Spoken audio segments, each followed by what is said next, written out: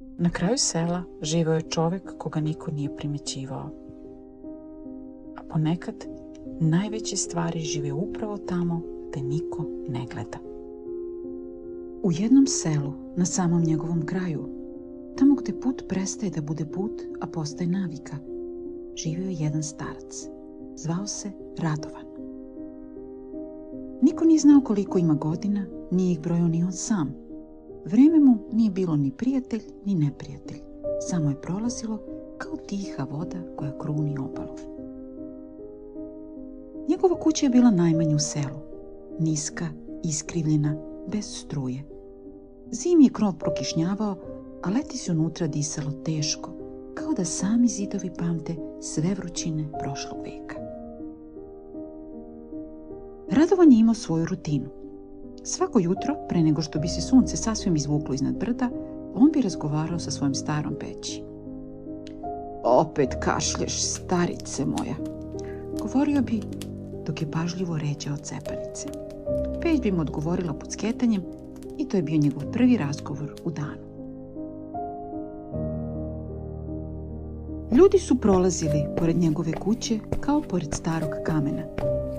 Znali su da je tu, ali ga nisu gledali.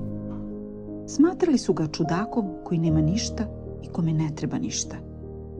Ali Radovan je imao tajnu.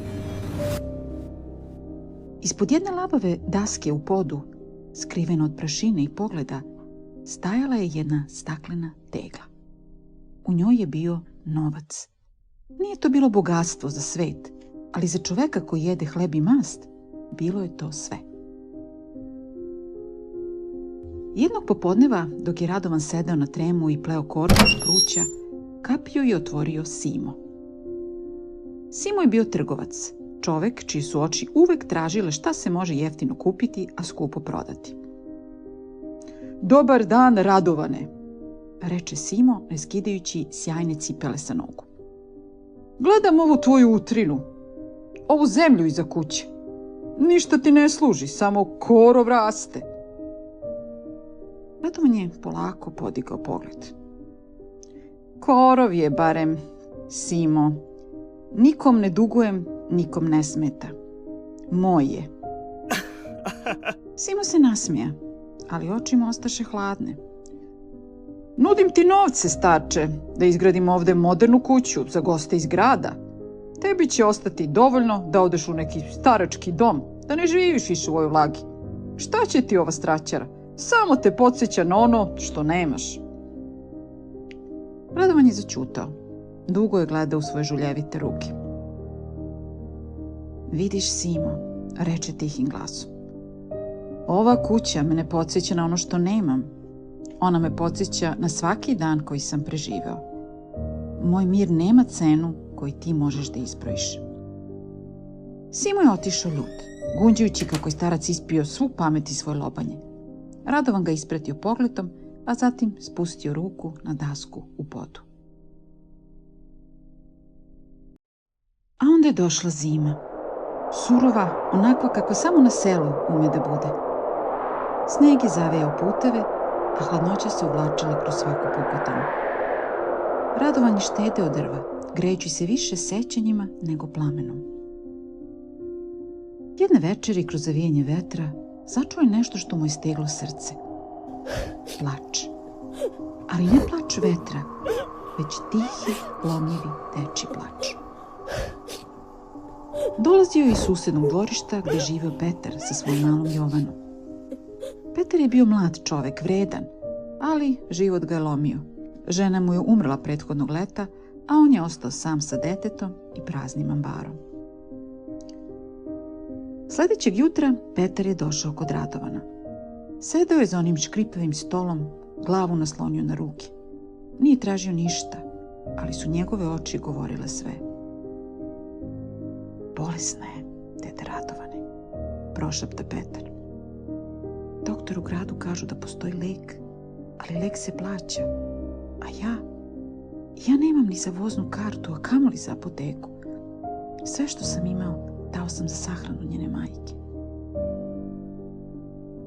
Radovan ga je slušao, ne prekidajući ga. U njegovoj glavi se odvijala teška borba. Taj novac u tegli, skupljao ga je decenijama. Svaka novčanica je imala svoju priču. Jedna je bila od prodate krave koju je voleo, druga od teške nadnice u šumi pre 20 godina. Te novce je čuvao za svoj mirni odlazak. Da ima za kovčeg, za krst, za ručak ljudima koji će ga ispratiti. Da ne bude nikome na teretu kad zaklopi oči. Idi kući, Petre, reče Radovan odsečeno. Naloži drva i budi uz malu. Doći ću kasnije. Kad je ostao sam, starac je dugo stajao iznad labave daske. Ruka mu je drhtala. Izvadio je teglu. Novac je bio uredno složen, povezan starom gumicom. Gledao je u tu staklenu posudu kao u svoje jedino osiguranje protiv zaborava. Ja sam svoje proživeo, prošapta za sebe, kao da se pravda nekom nevidljivom sudiji. A dete tek treba da počne. Otišao je kod Petra u sumrak, samo je spustio za matuljak na sto. Uzmi ovo, reče kratkim suvim glasom. To je za Jovanu i nikom ni reči. Reci da si našao, reci da ti neko poslao. Reci šta hoćeš, samo ne pominji starog čudaka. Petar je otvorio za matuljak i prebledeo. Unutra je bilo tačno onoliko koliko mu je trebalo. Ni para više, ni para manje. Deda Radovane, ovo je previše. Ja ovo nikad neću moći. Radovan ga je zaustavio pokretom ruke. Za mene je to kraj, za nju je početak. Sad idi. Vest o Petrovom iznenadnom bogatstvu proširila se selom brže od hladnog vetra. Ljudi su počeli da pričaju kako je starac lud, kako je dao sve što je imao tuđem detetu, a sad nema ni za čaj. Smejalo su mu se iza leđa. Budala, govorili su trgovci poput Sime. Sad će umreti u bedi, a nikomu ni hvala neće reći. Radovan je slušao te priče kroz prozor. Ćutao je. Ćutanje mu je bila jedina odbrana. Ta zima je bila najteža. Glad ga je grizla zajedno sa hladnoćom. Drva je nestalo, a on je ložio stare korpe koje je pleo. Svake noći se pitao da li će dočekati jutro, ali nije se pokajao, ni jednom. A onda došlo je proleće. Sneg se istopio, a zemlja je počela da miriše na nadu. Jednog jutra kapija je ponovo škripnula. Radovan je sedeo na istom onom tremu, tanji nego ikad, ali sa mirnim pogledom. Deda Radovane! Bila je to Jovana. Mala, rumena, trčala je preko dvorišta sa širokim osmehom koji se nauči. Doletela je do njega i zakrala mu kolena onako kako samo deca umeju. Iskreno i jako. U ruci je držala buket prvih visibaba. Iza nje je išao Petar, vodeći malog konja natovarenog drvima. Došao je da popravi Radovanov krov. Došao je da okreči zidove. Došli su i drugi seljani, pomalo posramljeni svojim smehom i zimi. Doneli su po malo hleba, malo masti, malo pažnje. Radovan je gledao u Jovanu i prvi put posle mnogo godina zaplakao je. Ne od gladi, ne od hladnoće, već od smisla.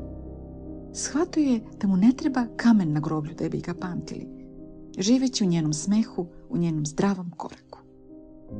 Najbogatiji čovek u selu bio je onaj koji nije imao ništa, osim srca dovoljno velikog da u njega stane tuđi život. Ovo nije priča o novcu, ni o žrtvi. Ovo je priča o izboru. Da li ćeš živeti samo za sebe ili ćeš nekome biti početak?